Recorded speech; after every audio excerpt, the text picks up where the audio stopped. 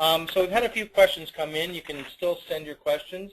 Let me just deal with a couple of the questions that have come in off the top. Yes, for those of you who want to share this webinar with a colleague, it will be available on demand on our site, shiftingvalues.ca, within the next 1 to 2 weeks. And we will send you a link once that's up. We're also going to send you 2 pieces of content that we think will be of interest to you in a follow-up email, and then you can go ahead and share that. So other questions, and I guess, you know, Emily, you shared, you know, we kind of talked off the top about, you know, the fact that procurement is sometimes the forgotten department. You shared some thoughts with the best practices in marketing your procurement department, but we've had a question around what is the best way to market your procurement department, excuse me. And maybe, Margaret, we can start with you, and then Emily, just find out if you have any thoughts. Okay, well, you know, one of the best ways, obviously, is savings. If you've got actual savings that you can publicize, that helps tremendously.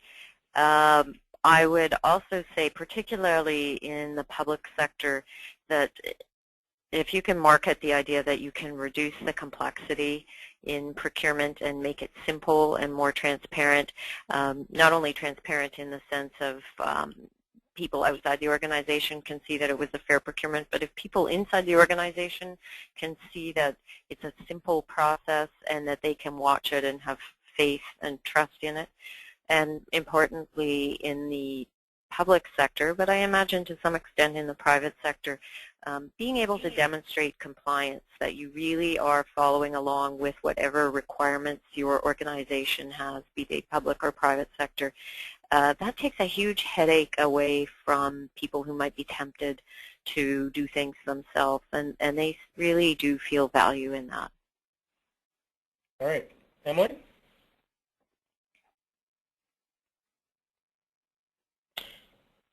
Okay, let me move on to another question then. What are indicative levels of improvements companies have seen through contract management? Does it vary by industry? Emily, do you want to tackle that question first? Sure. So this is a topic that's near and dear to my heart. I've actually been working with CLM solutions for about the last 10 years. I could say there's probably the qualitative and quantitative benefits from a CLM solution that you can think about. And of course, we've got various kind of ROI calculators that can be used for that. But from a qualitative standpoint, the #1 benefit that our customers would see would be around visibility of their contracts. And in some ways, contract visibility is almost a poor proxy for spend visibility, because it shows you where you have good contract coverage and which categories of spending with which suppliers.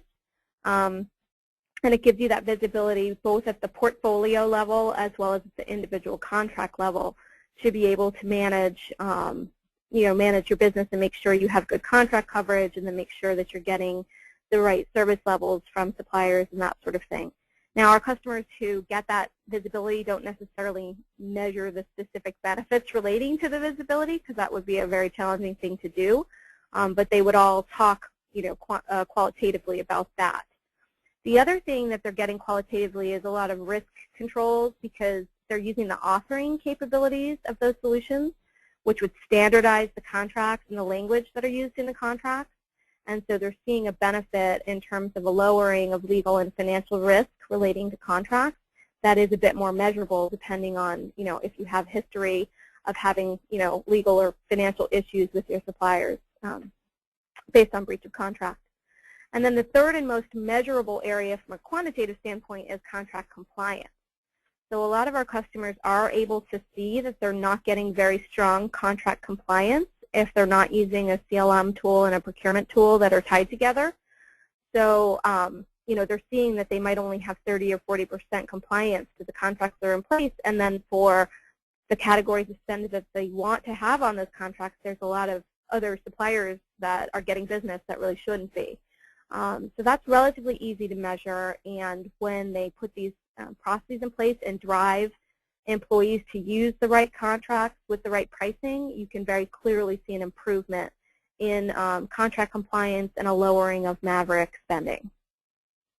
All right. Margaret, anything to add there? You mentioned cost savings, which I guess is the ultimate benefit, but anything else to add there? Yeah, well, I would fully support Emily's comments. They apply very much in the public sector as well.